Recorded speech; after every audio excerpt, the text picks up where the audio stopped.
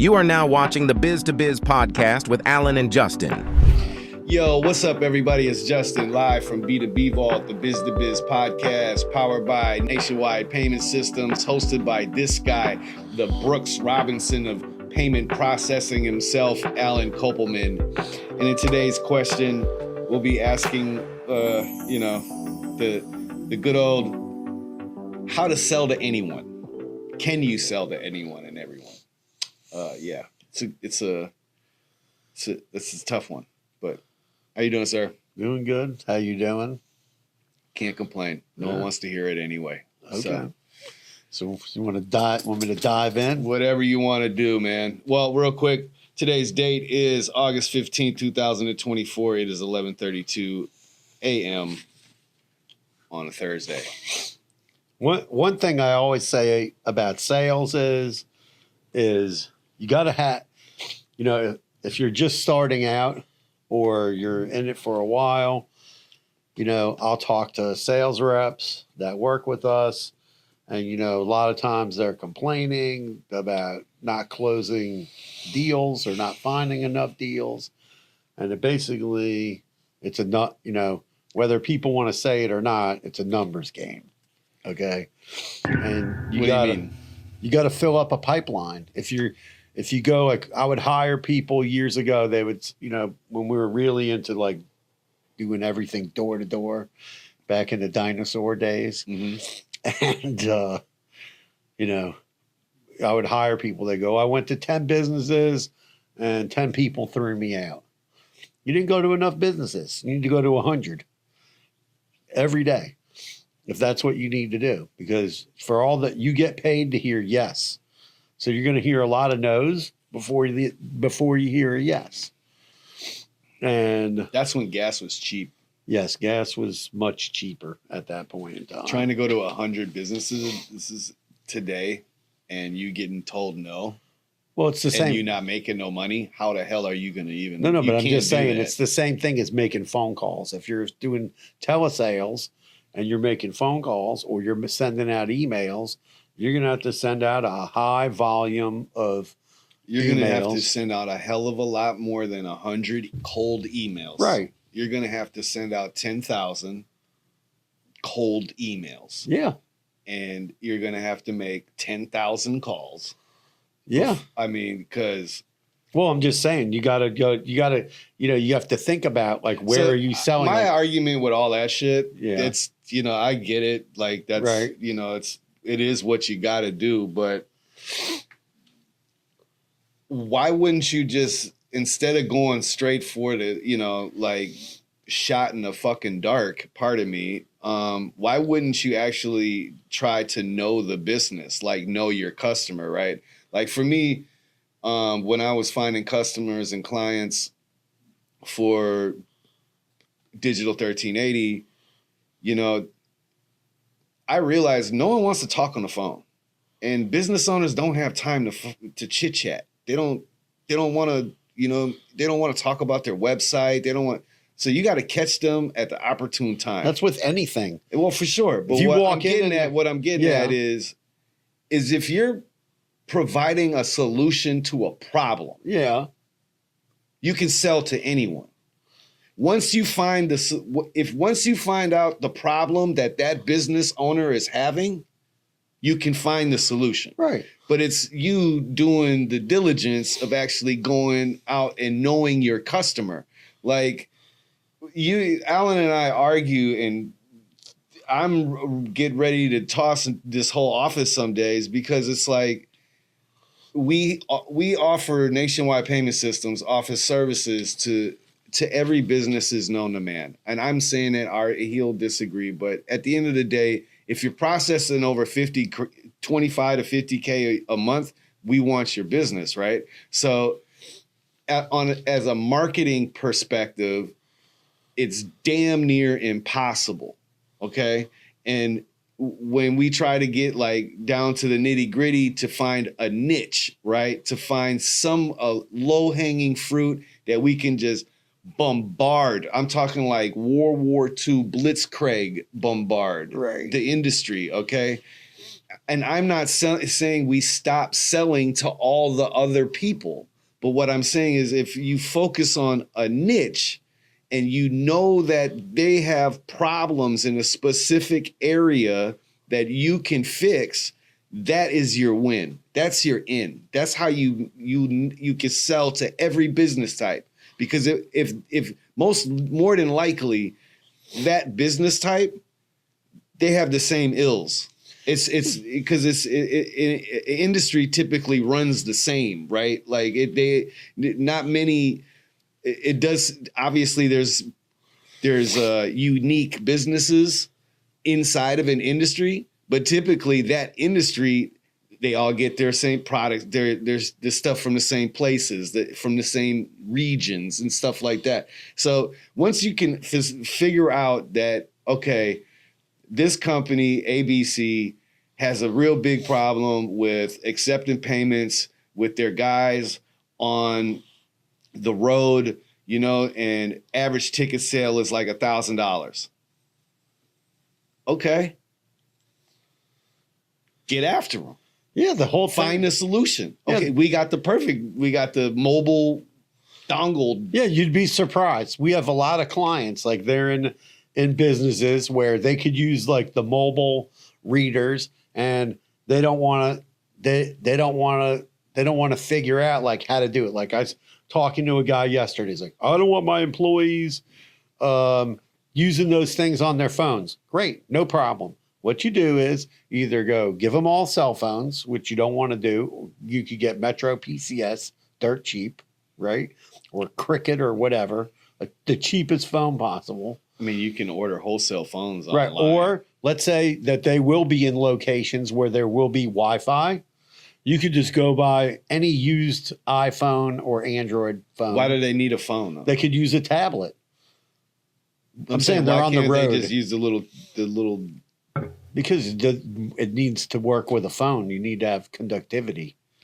Okay, those things don't have a cell phone. Then you get a hotspot. Right. That's that's a simple fix. I'm just saying, I'm just saying people have got to think out. You have to think outside of the box. That's not thinking outside of the box. That's that old mentality of not wanting to use technology, and I don't want to do that. I don't want to do that. I don't want to do that. Well, your business is going to fail. That's all I'm going to like. This is 2024, dude. Yeah. If you're not utilizing technology to advance your business model, like you will not survive the next 10 years. The next 10 years are going to be hell for small businesses. Yeah, that's if they don't adapt and learn how to, get with the.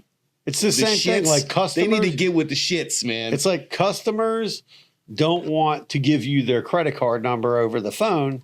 They would prefer you send them a link. But I have tons of clients and they're like, no, we only want to take the card over the phone. That's the way we've been doing it for the last 15 years.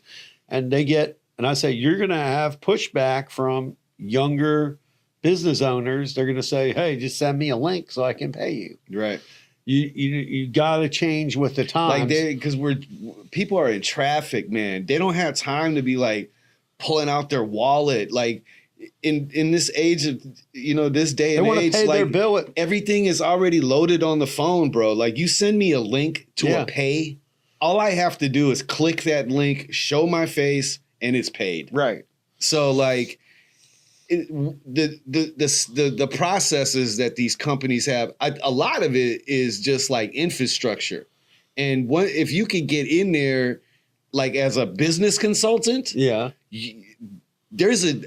sure that's a great business right now. Probably do that revamping like whole companies and stuff. But I mean, we're getting off topic, bro. At the end of the day, sales, for me, is to know your customer, know who it is you want to sell to.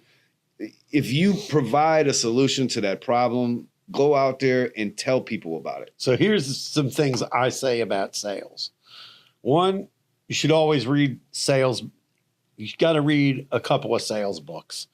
There's some that I recommend. We can get into that later. But, sales, the thing you have to understand is there either is a need or you're creating a need. Okay. Yeah. With your product. Does your product solve a problem? So an example would be, during the pandemic, a lot of customers were calling us up. Oh, we don't want to touch people's cards. We need tap and pay. Your machine already does tap and pay.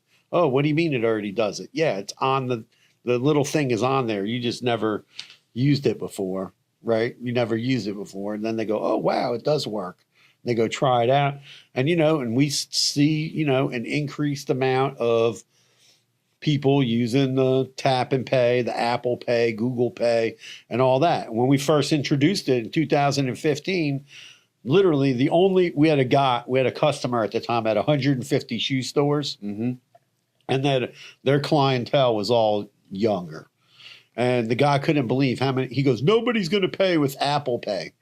More than 50% of their transactions were not a tap card, but Apple Pay or Google Pay. And they couldn't even believe it. And we proved it. But the other thing is when you're talking to a business is, okay, what are your pain points? We talked to a restaurant the other day. The guy said, oh, what's your biggest problem? Oh, my I bought this POS. It's very basic. We're doing all this online ordering from 4 different companies. None of that goes through the POS system. We don't have a way to reconcile it. Well, you need a better POS system.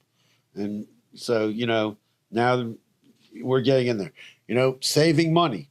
Everybody wants to save money. So if your product, saving money is not just about saving dollars. Sometimes it's about saving labor time. Like how much time are you spending reconciling all these orders that are coming in from these outside ordering companies versus spending $99 a month on having it integrated to your point of sale. So you got to remember, like, those are things. But here's some interesting closing techniques if you're doing sales. So we'll talk about closing techniques. One of my favorite ones, because like when you first get into sales, people tell you like, different closing techniques, or you read books and they tell you. So one of them is this is classic, the Ben Franklin close. And this is where, you go, okay, you make a list, and then here's the positives and the negatives, and you do that with the customer. Well, what's the positives you're going to get out of this? What's your negative thoughts on this? And hopefully you build a bigger list of positives, and the person says, yep, okay, and they're going to buy. And because you got to convince them sometimes. Urgency is another thing. What's their level of urgency? Is their point of sale system broken, or their website guy disappeared from the Philippines and their whole website is messed up with a bunch of dead links and errors and no one's there? Don't throw shade at the guys in the Philippines, dude. Those guys ain't shading you. Okay. It's the guys in the United States that are dipping out on you. No, I'm just saying the person dipped out and the website's broken. Now I need someone to fix my website. If it's urgent, then there's an urgency to buy. Or there's a special deal. And you're going to, here's the special deal is on now. It's only good for the next 2 weeks, and you create urgency. So urgency comes in 2 ways. When you're talking to the owner, like, okay, well, this product going to save you a lot of time. And don't you want to have your time back? Everybody wants their time back. So if you have a product that saves you time and it's not, and the expense is reasonable, you're going to do it. Another closing method is the menu close, where you go, okay, well, I'm selling websites. I have 3 packages. We have the starter package, the silver package, and the gold package. Which one do you want? They know they want a website, but which now you're going to make them a sale. It's just like you go into a restaurant. You can get a hamburger, a New York strip, or a filet mignon. Yeah, I stopped doing it. I mean, obviously it's still that way, but it's just like for the budget, it's just like, either you're going to get McDonald's, you're going to get, what's the step up from that? P.F. Chang. Or In-N-Out Burger. And then what's the step up from that? I'm not a Ruth Chris Steakhouse. New York Yankee Steakhouse. Okay, the New York Yankee Steakhouse. Rocky likes New York Yankee Steakhouse because they got a steak with a bone, and I bring them the bone home. Nice. So he likes that. But I'm just saying, you have to see, by reacting with your customer. One thing I also learned about sales is you have some people that are, when you're talking to customers, some people are visual and some people are audible. So if they're audible, they want to listen to you explain things. Sometimes they'll be asking you a question. Oh, do you want to see a visual?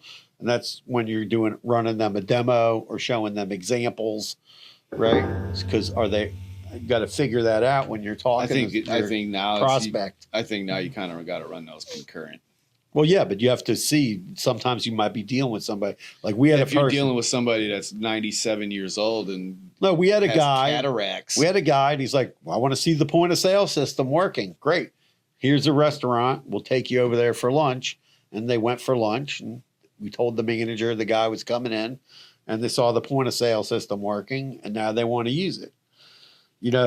Also, this is one of Dave's favorite. He liked the puppy dog clothes. Can you just do it for me? No, the puppy dog clothes is like you actually like have the credit card machine in your hand, and you're like, well, and back in the day, like we would go into places when we first started selling, and you'd see like a credit card machine, a printer, and a pin pad, 3 separate pieces of equipment. And now you can just get one piece to do all that. So we'd walk in with this one piece. A friend of mine said he just would literally ask you, like, what? He'd be try to make a sale, and he'd be like, can you just buy this for me so that I can not make quota? And he said, bro, you would be surprised. The pity sale. Yeah. He called it. Yeah, you have that too. That's like the urgency sale. You're creating an urgency. I could win a vacation if I make this sale. I need to make 2 more sales this month to qualify for the That's vacation. the type of shit he would pull all day. So, you have to see what can you do. Another one me and Dave used to use a long time ago is the magic wand. We'd go in their business. They'd have a credit card machine on the counter. We'd wave a magic wand over it and go, or a pencil and go, this is a magic wand. What's the guy go, what? Yeah. If you wave the magic wand over it, what would that do that it's not doing now? And then they tell you, or you say the same thing. Oh, you have your point of sale system or your website, whatever it is that you're selling, what is it not doing that you want it to do? And that's where I say, know your customer's problems. Yeah, well, that's the thing. You have to use different techniques to get there. Yeah. To get them to open up to you. You have to figure out which thing is going to get them to do it. And then the other thing is, do you qualify to work with us? Oh, we want to qualify your business. It's a great way to what do you mean I have to qualify? Well, we only work with certain businesses. You have to do at least $50,000 a month for credit card processing to qualify for our service. Oh, what do you mean? Yeah, I do way more than 50,000. Mm-hmm. Yeah. So you want to, there's ways to do things to make people feel like, oh, I have to qualify. Yeah. Or the other one. This is like something like FOMO, fear of missing out. Oh, well, if you don't get this, you're going to be missing out on like the greatest thing ever, Yeah. FOMO, the fear of missing out. And I definitely used that a lot when I first started my business selling websites. Yeah. Because, this is only 15 years ago. So, this was 15 years ago. Yeah, 15 years ago, a lot of people still didn't have a website. And it's crazy because today people still don't have a website. But yeah, I would say you're gonna be missing out, man. Like I Googled, like I would do this all the time, and it would kill people. I Googled, hey, what do what you known for here, right? And what was it? What's a quick example? Black eyed peas, right? Right. And rice. And I Googled it, like near me. You know how you Google? Yeah. And and I'd show them, be like, bro, no one's finding your restaurant. I mean, how many businesses do we go look up when someone's applying, and we don't even find we barely can find their website, and they don't even have the Google My Business page, or they have a website and it doesn't work. Yeah, I mean, I don't know who the media or whatever, because I remember a point of time when it was really hard to sell websites. Right. Like we were having a really hard time, so we had to pivot, and that's when SEO started really that was my money maker. Right.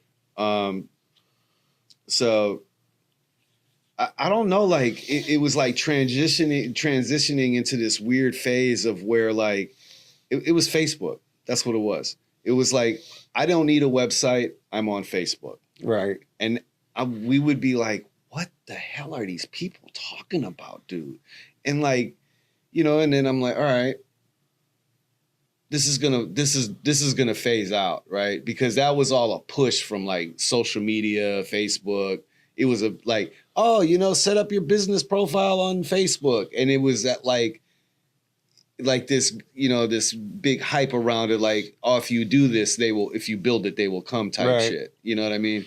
And it was not true, right? Like, No. It's just like any other scheme to, it's like when Wix came out. Right. You know what I mean? Like Wix came out and the DIY era. Yeah. We loved that shit. Because all these businesses, they would spin out, oh, no, we're doing it ourselves. We're doing it ourselves. 2 months later, hey, do you guys? Yeah, man, but it's going to be you got to get put on the list. You know what I'm saying? Prices, specials over. All, you know what I mean? Like, so yeah, that fear of missing out thing that did work for a long time, and I think now more days like we talk about technology all the time on the podcast, and I really think that these businesses that are stuck in the late 90s.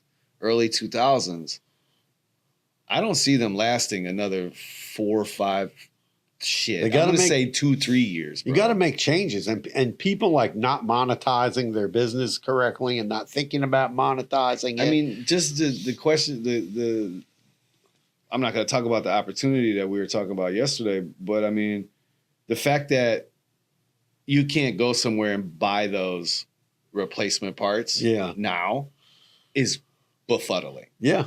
That's even the manufacturer doesn't sell them. How the hell in a shopping cart? How the hell do you not have an e-commerce shop? That is a huge revenue stream. Exactly. I went home. I was at the gym thinking about it. Like, dude, what?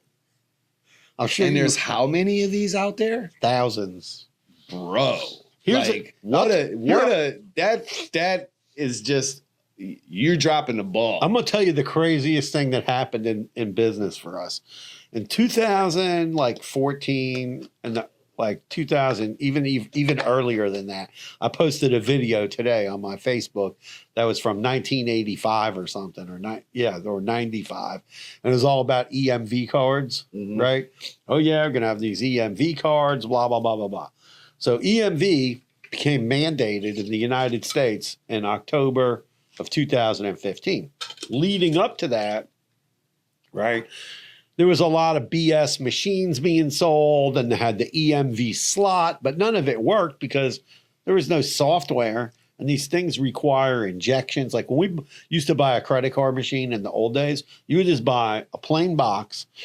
I could program it to any company I wanted, and if they wanted debit, we had to get a side pin pad, and you would just order those and get it as you needed them, right? And then came the EMV. With EMV, every machine, the serial numbers are locked down to whoever bought it. They're locked down in the system. They're injected with what they call these keys. So they're injected with keys. Then they're injected with an EMV injection that ties it to that credit card processor. And then the debit injection. So they're basically, if you switch companies, the machine's no good. You can't do anything with it. Might as well just send it back to them. It's junk. It's junk. It's a big doorstop. Yeah. And so EMV was coming, right? And they're, and EMV, we're telling everybody. And I took a big gamble. I bought a couple hundred machines, and I had them sitting at the equipment place that was doing the deployment.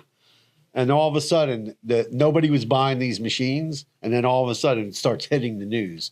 If you don't get these EMV machines in your business, you're going to get chargebacks, and you're going to lose tons of money. Blah blah blah blah blah. Man, we sold more equipment October of 2015 to December, then we sold in like 5 years. Nice. No, but I'm just saying, like that's the. Oh, that- sorry. Pardon me. But that's what it is, sales, sales has never changed. The only thing that's changed in sales in the last 20 years is that people buy more online. So having an online presence is super, super important. And if you can sell your product online and you can figure out how to do that, that's even more important. Yeah, I mean, I had some quick notes, you know what I mean? A lot of the stuff we kind of already touched on. My number one is customer needs. Figure that out. Trust and support, building that for yourself. Highlight the benefits and not just what they get. You know what I mean? Right. Like, you know what I mean? Create a sense of urgency. Be confident. Know your customer. Know what you're selling. Like, I do this all the time. I let people sell to me over the phone constantly to see how they do. Okay. And I will tell, and most of the time I'm like, yo, I listen to you just to listen to you. And I'm going to tell you right now, you need to work on your pitch. So I'm done. And then I just hang up. I can't tell you that. Be an expert at what you're selling. No one wants to talk to somebody on the phone and they'd be like, well, I really don't know how that works. Or, I'm going to have to look into that a little further. I don't want that answer. The best thing to do if you're a salesperson and someone's he's going to say, yeah, I don't know. Let me get somebody that knows better. That's fine. But when you're out in the field, you don't got time for that shit. So my best answer to you is know what you're selling. Be an expert. Be an expert, bro. Know what you're selling. And tailor your pitch to yourself. Be yourself. Don't be a doucher. One thing I learned in Dale Carnegie is, like you said, be the expert.